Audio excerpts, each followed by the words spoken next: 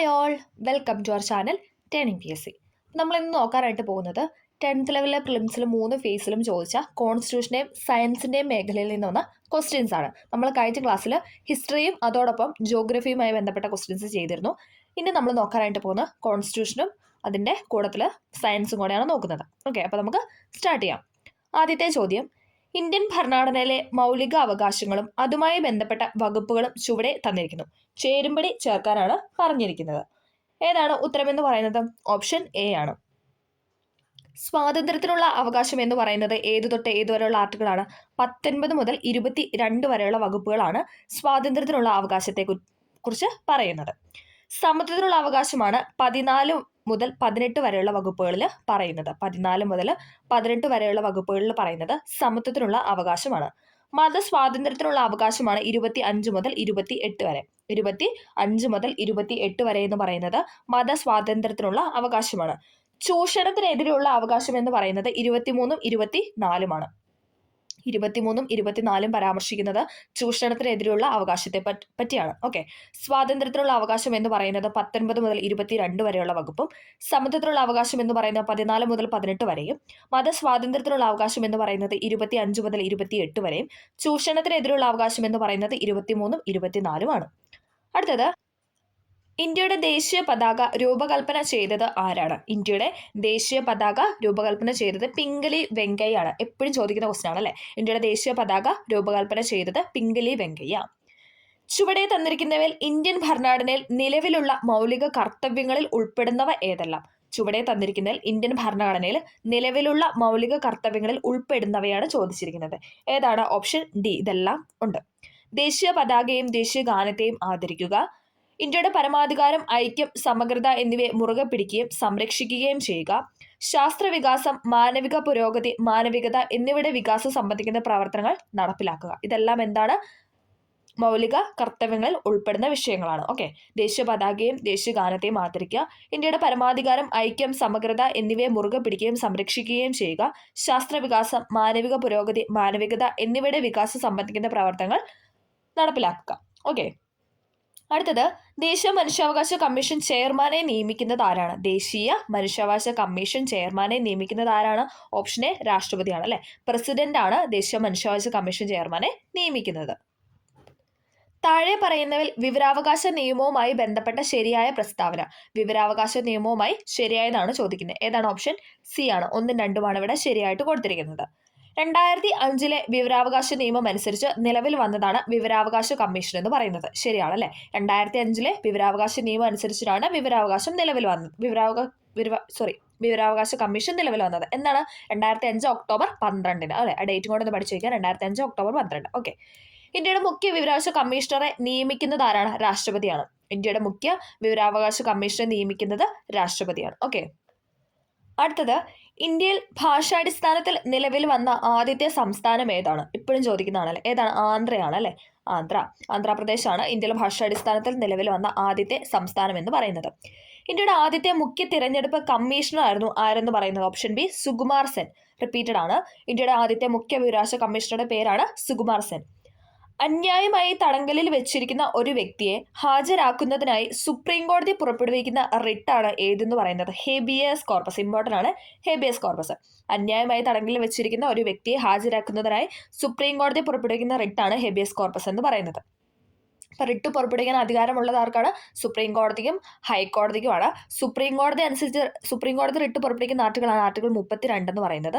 ഇനി 226 ആണെങ്കിൽ അത് ഹൈക്കോടതി പുറപ്പെടുവിക്കുന്ന റിട്ടിന്റെ ആർട്ടിക്കിളാണ്. ഓക്കെ, 226 അതും കൂടെ ഒന്ന് ഓർത്ത് വയ്ക്കുക. അടുത്തത്, ഇന്ത്യയുടെ ദേശീയ ഗീതമായ വന്ദേമാതരം ഏതു കൃതിയിൽ നിന്ന് എടുത്തിട്ടുള്ളതാണ്? അത് റിപ്പീറ്റ് ആണല്ലേ. ഏതാണ്? ആനന്ദമഠത്തിൽ നിന്നാണ്. ഇന്ത്യയുടെ ദേശീയ ഗീതമായ വന്ദേമാതരം എടുത്തിരിക്കുന്നത് ആനന്ദമഠത്തിൽ നിന്നുമാണ്. മൗലിക ചുമതലകളുമായി ബന്ധപ്പെട്ട് താഴെ നൽകിയിരിക്കുന്ന പ്രസ്താവനകളിൽ ശരിയായവ ഏതെല്ലാം എന്നാണ് അടുത്ത ക്വസ്റ്റ്യൻ. ഏതാണ് ഇവിടെ ശരിയായിട്ട് കൊടുത്തിരിക്കുന്നത്? ഓപ്ഷൻ ബി ആണ്. 1ഉം 3ഉമാണ് ശരിയെന്ന് പറയുന്നത്. 1950 നിലവിൽ വന്ന ഇന്ത്യൻ ഭരണഘടനയിൽ മൗലിക ചുമതലകളെക്കുറിച്ച് പരാമർശം ഇല്ലായിരുന്നു. ശരിയാണ് അല്ലെ. മൗലിക ചുമതലകളെക്കുറിച്ച് പരാമർശമില്ലായിരുന്നു. 1976 42 ഭരണഘടനാ ഭേദഗതിയിലൂടെ പൗരന്മാർ അനുവർത്തിക്കേണ്ട 10 ചുമതലകൾ കൂട്ടിച്ചേർത്തു. അത് രണ്ടുമാണ് ഇവിടെ ശരിയായിട്ട് കൊടുത്തിരിക്കുന്നത്. ഓക്കെ, 1950 നിലവിൽ വന്ന ഇന്ത്യൻ ഭരണഘടന നിലവിൽ വന്ന സമയത്ത് മൗലിക ചുമതലകളെ കുറിച്ച് പരാമർശിക്കുന്നില്ലായിരുന്നു.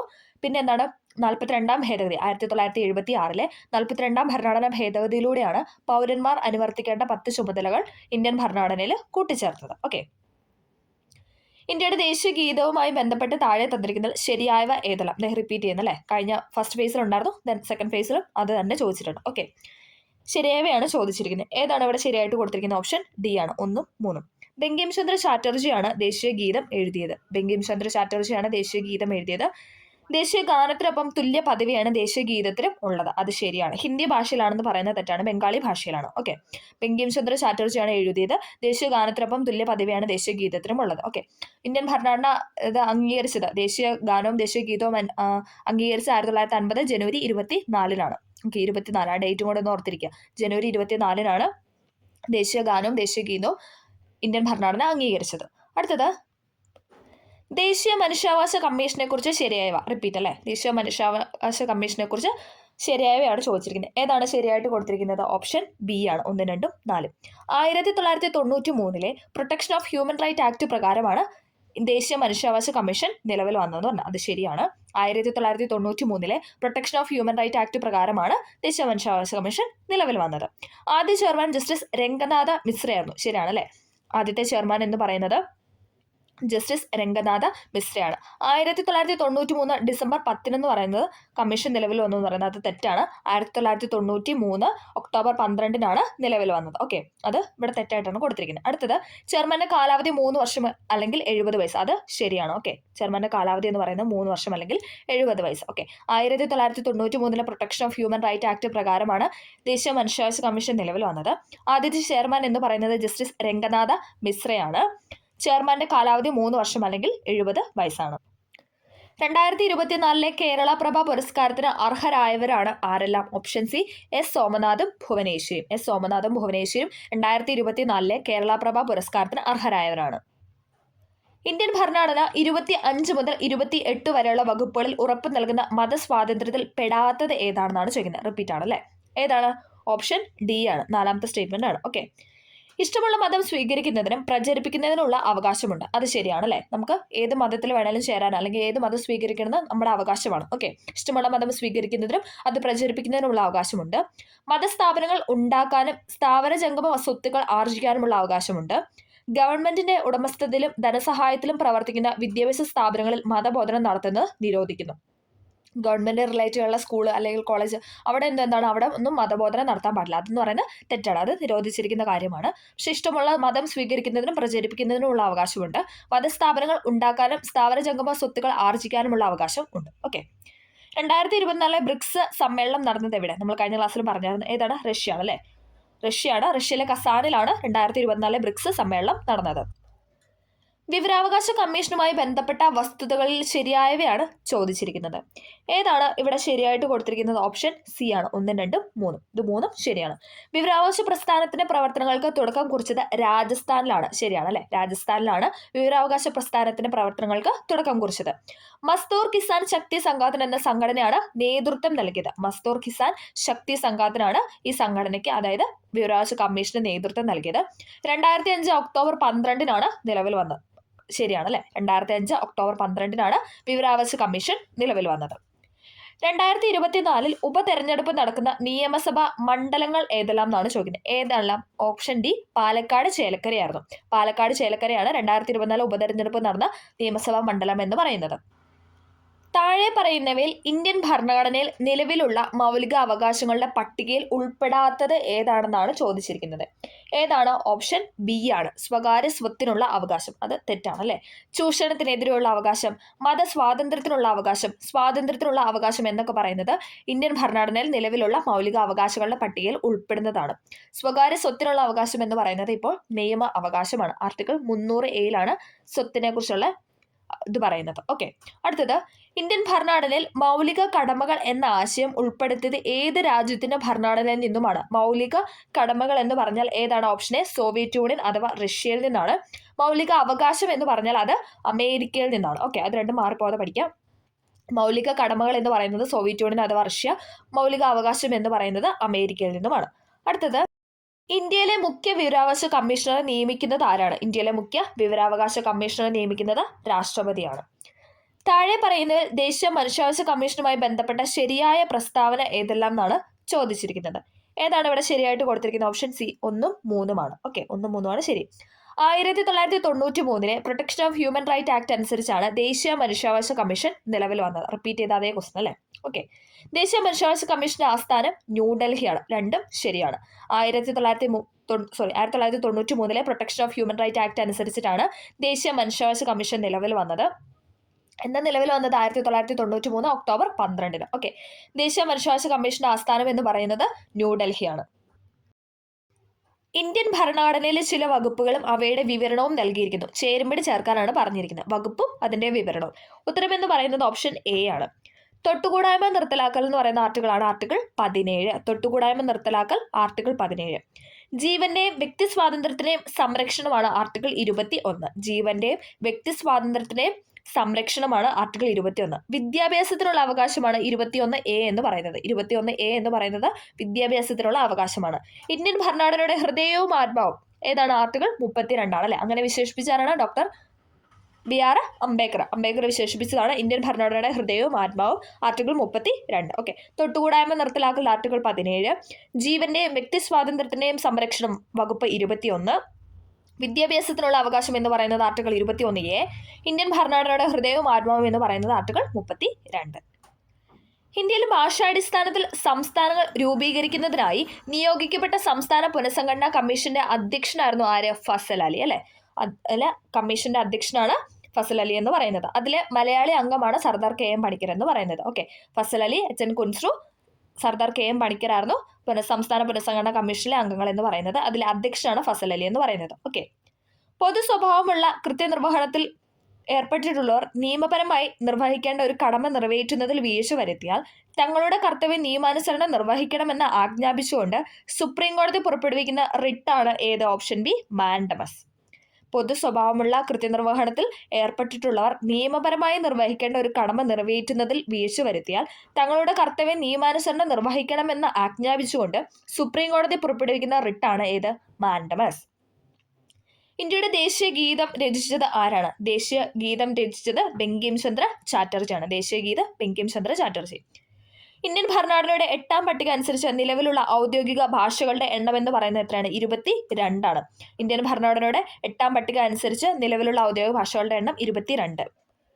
ഇത്രയും ക്വസ്റ്റ്യൻസ് ആയിരുന്നു 3 ഫേസിലും കൂടെ എന്താണ് നമ്മുടെ കോൺസ്റ്റിറ്റ്യൂഷൻ മേഖലയിൽ നിന്ന് ചോദിച്ചാൽ അല്ലേ? വിവരാവകാശം, മനുഷ്യാവകാശം, അതോടൊപ്പം ദേശീയ ഗാനം, ഗീതം, പിന്നെ സുപ്രീം കോടതി റിട്ട്, പിന്നെ നമ്മുടെ മൗലിക അവകാശം. ഇത്രയും ബന്ധപ്പെട്ടിട്ടുള്ള ക്വസ്റ്റ്യൻസ് ആയിരുന്നു റിപ്പീറ്റ് ചെയ്ത് 3 ഫേസിലും ചോദിച്ചത്. ഓക്കെ. അത് തന്നെ നമുക്ക് 4th ഫേസിലും പ്രതീക്ഷിക്കാവുന്നതാണ്.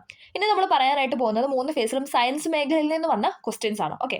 അത് പറയുമ്പോൾ നമുക്ക് സയൻസിൽ റിലേറ്റഡ് ഏതൊക്കെ മേഖലയിൽ നിന്നാണ് ക്വസ്റ്റ്യൻ വന്നത് നമുക്ക് മനസ്സിലാവും. ഓക്കെ. അപ്പോൾ നമുക്ക് സ്റ്റാർട്ട് ചെയ്യാം. സസ്യങ്ങളിൽ ബീജസംയോഗത്തിന് ശേഷം നടക്കുന്ന പ്രവർത്തനം ഏതാണ്?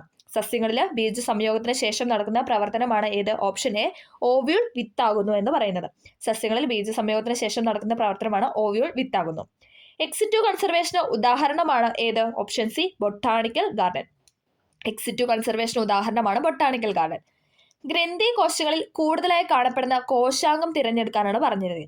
ഗ്രന്ഥി കോശങ്ങളിൽ കൂടുതലായി കാണപ്പെടുന്ന കോശാംഗമാണ് ഏത്? Option D Golgi complex. ഗ്രന്ഥി കോശങ്ങളിൽ കൂടുതലായിട്ട് കാണപ്പെടുന്ന കോശാംഗമാണ് ഗോൾജി കോംപ്ലക്സ്. താഴെ തന്നിരിക്കുന്നതിൽ രക്തത്തിൽ കാണുന്ന പ്രോട്ടീൻ കണ്ടെത്തുക. രക്തത്തിൽ കാണുന്ന പ്രോട്ടീൻ ആണ് ഏത്? ഗ്ലോബുലിൻ എന്ന് പറയുന്നത്. ഓക്കെ. ഗ്ലോബുലിൻ ആണ് രക്തത്തിൽ കാണപ്പെടുന്ന പ്രോട്ടീൻ. തന്നിരിക്കുന്നതിൽ മാംസ്യത്തിന്റെ ദഹനവുമായി ബന്ധമില്ലാത്തത് തിരഞ്ഞെടുക്കാനാണ് പറഞ്ഞിരിക്കുന്നത്. മാംസ്യത്തിന്റെ ദഹനവുമായി ബന്ധമില്ലാത്തത് ഏതാണ്? ഓപ്ഷൻ ബി ലിപ്പേസ് ആണ്. ഓക്കെ. പ്രോട്ടിയസ്, പെപ്സിന്, ട്രിപ്സിൻ എന്നൊക്കെ പറയുന്നത് മാംസ്യത്തിന്റെ ദഹനവുമായി ബന്ധപ്പെട്ടതാണ്. ഓക്കെ. പ്രോട്ടിയസ്, പെപ്സിന്, ട്രിപ്സിന്. അടുത്തത്, തന്നിരിക്കുന്നതിൽ നിന്ന് തെറ്റായ പ്രസ്താവന കണ്ടെത്തുക. തന്നിരിക്കുന്നതിൽ തെറ്റായതാണ് ചോദിച്ചിരിക്കുന്നത്. ഏതാണ് തെറ്റായിട്ട് കൊടുത്തിരിക്കുന്നത്? ഓപ്ഷൻ ബി ആണ്.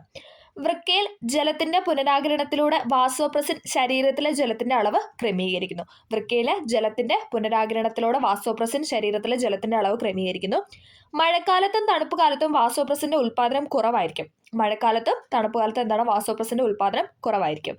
വാസോപ്രസിന്റെ ഉൽപാദനം കുറയുന്നത് മൂലം വൃക്കയിൽ ജലത്തിന്റെ പുനരാകിരണവും കുറയും. വാസോപ്രസിന്റെ ഉൽപാദനം കുറയുന്നത് മൂലം വൃക്കയിലെ ജലത്തിന്റെ പുനരാകിരണവും കുറയും. രോഗങ്ങളുമായി ബന്ധപ്പെട്ട് തന്നിരിക്കുന്ന പ്രസ്താവനകളിൽ നിന്നും ശരിയും തെറ്റും കണ്ടെത്താനാണ് പറഞ്ഞിരിക്കുന്നത്. ഏതാണ്? ഓപ്ഷൻ എ ആണ്. 1, 2 ശരി, 3, 4 തെറ്റ്. എയ്ഡ്സ്, നിപ്പ എന്നിവയ്ക്ക് കാരണം വൈറസാണ്. നിപ്പ വൈറസ് അല്ലെങ്കിൽ HIV വൈറസ് എന്നല്ല നമ്മൾ പറയുന്നത്. ഓക്കെ, എയ്ഡ്സ്, നിപ്പ എന്നിവയ്ക്ക് കാരണം വൈറസാണ്. ക്ഷയം, എലിപ്പനി എന്നിവ ബാക്ടീരിയ രോഗമാണ്. ക്ഷയം, എലിപ്പനി എന്ന് പറയുന്നത് ബാക്ടീരിയ രോഗമാണ്. ഓക്കെ, 3, 4 തെറ്റാണ്.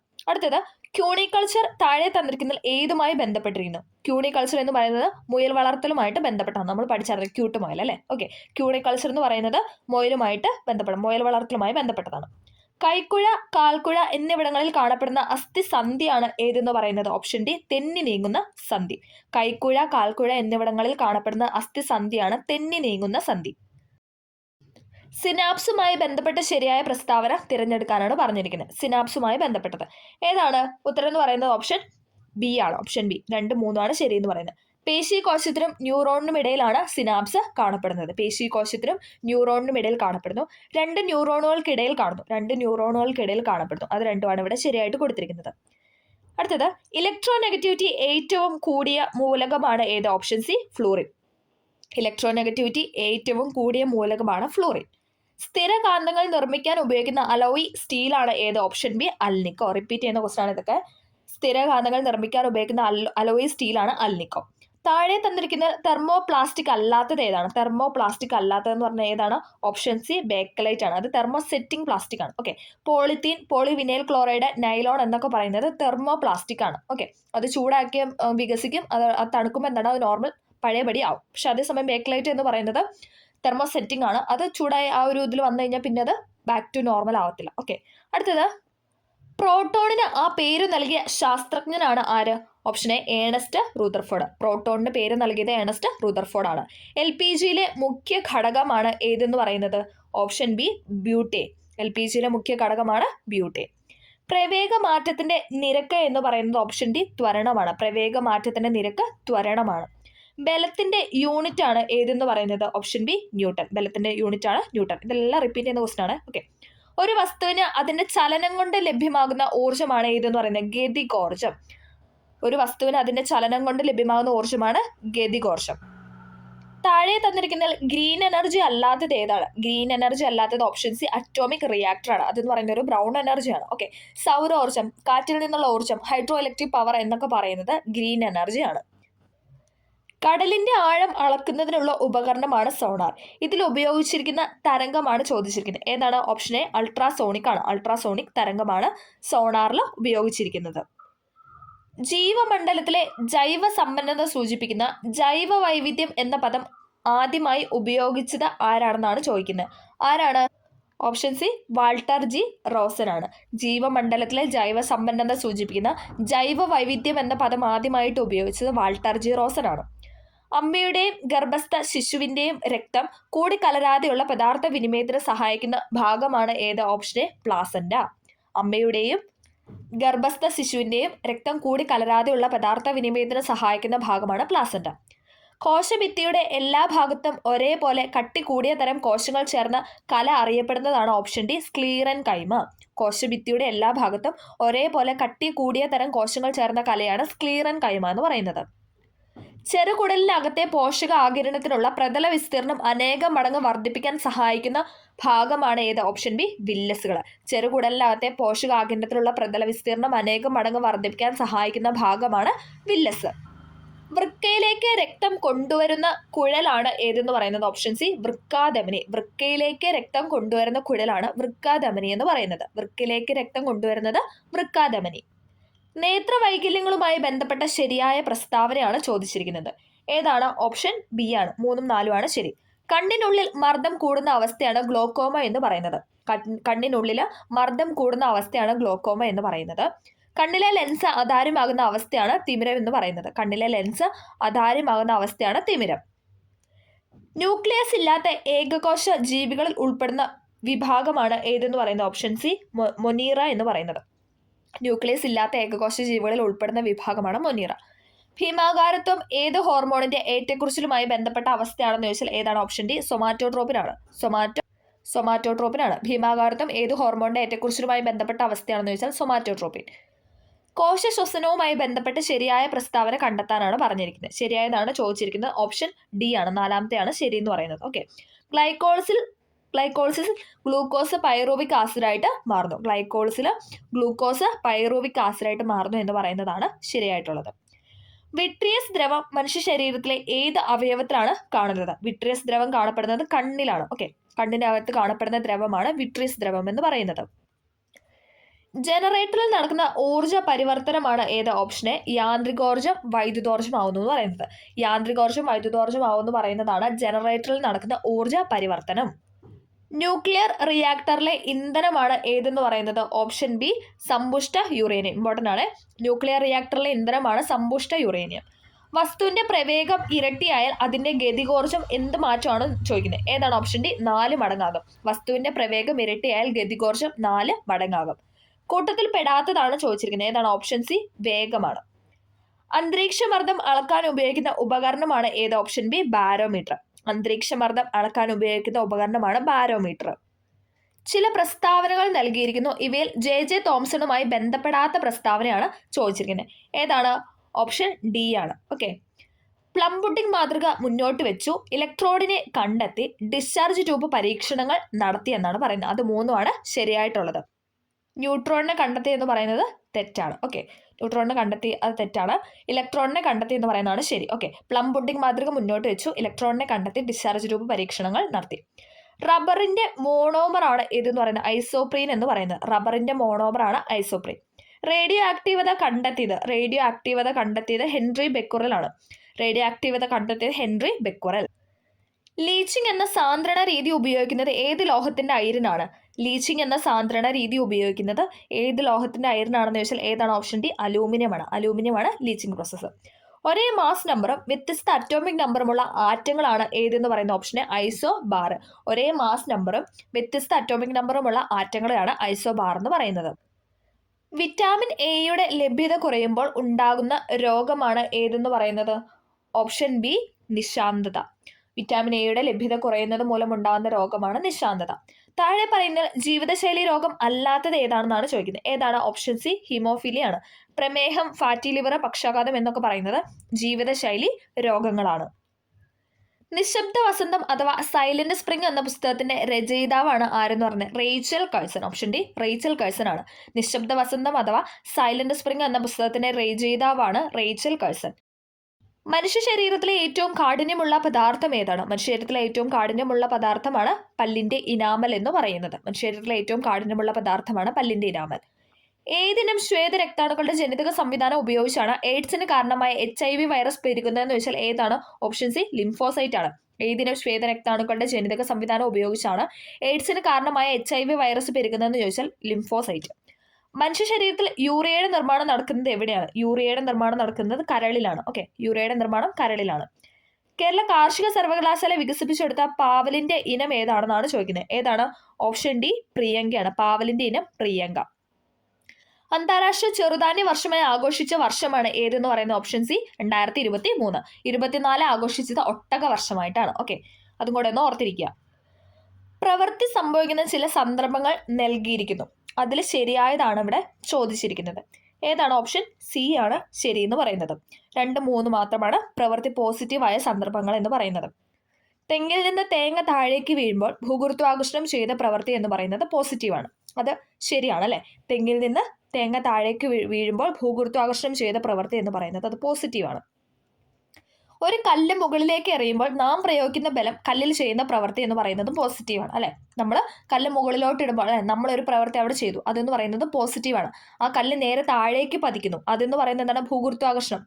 അത് ഭൂഗുരുത്വാകർഷണത്തിന് പോസിറ്റീവായ കാര്യമാണ്. ഓക്കെ, അപ്പം അത് രണ്ടും ഇവിടെ ശരിയായിട്ടാണ് തന്നിരിക്കുന്നത്. മനുഷ്യരുടെ ശ്രവണ പരിധി എത്രയാണ്? മനുഷ്യരുടെ ശ്രവണ പരിധി എന്ന് പറയുന്നത് 20 ഹെഡ്സ് മുതൽ 20,000 ഹെഡ്സ് വരെയാണ്. 20 ഹെഡ്സ് മുതൽ 20,000 ഹെഡ്സ് വരെ എന്ന് പറയുന്നതാണ് മനുഷ്യ ശ്രവണ പരിധി എന്ന് പറയുന്നത്. 20 ഹെഡ്സ് എന്നും 20 കിലോ ഹെഡ്സ് എന്നും തരാറുണ്ട്. അപ്പം അങ്ങനെ തന്നാലും ശരിയാണ്. 20 ഹെഡ്സ് മുതൽ 20 കിലോ ഹെഡ്സ് എന്ന് പറഞ്ഞാലും ശരിയാണ്. 20 ഹെഡ്സ് മുതൽ 20,000 ഹെഡ്സ് എന്ന് പറഞ്ഞാലും ശരിയാണ്. അടുത്തത്, ഫാരൻഹീറ്റ് തെർമോമീറ്റർ പ്രകാരം 98 ഡിഗ്രി ഫാരൻഹീറ്റ് താപനില കെൽവിൻ സ്കെയിൽ പ്രകാരം എത്രയാണെന്നാണ് ചോദിക്കുന്നത്. എത്രയാണ്? Option A 310 കെൽവിനാണ്. 310 കെൽവിനാണ്.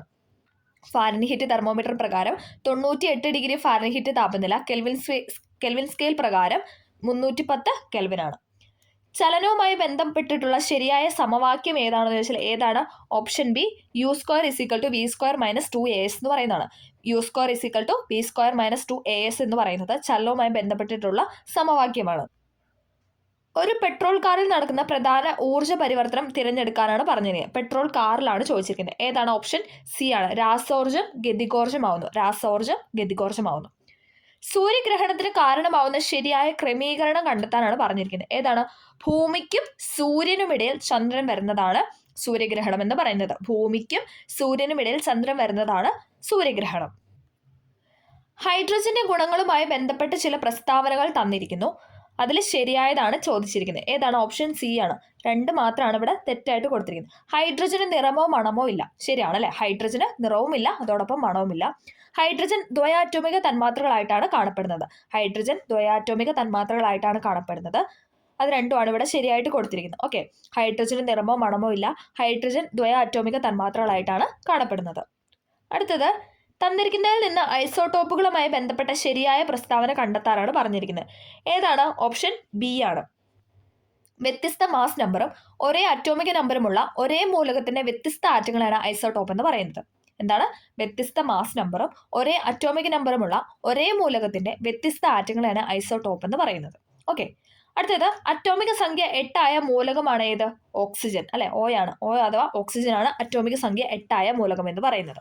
ഓക്കെ, അപ്പം നമ്മൾ 3 ഫേസിൽ നടന്ന കോൺസ്റ്റിറ്റ്യൂഷനും അതോടൊപ്പം സയൻസ് മേഖലയിൽ നിന്നുള്ള ക്വസ്റ്റ്യൻസ് ആണ് ഈ ക്ലാസ്സിൽ ഡിസ്കസ് ചെയ്ത് റിപ്പീറ്റ് ചെയ്ത ക്വസ്റ്റ്യൻസ് ഒക്കെ തന്നെയായിരുന്നു.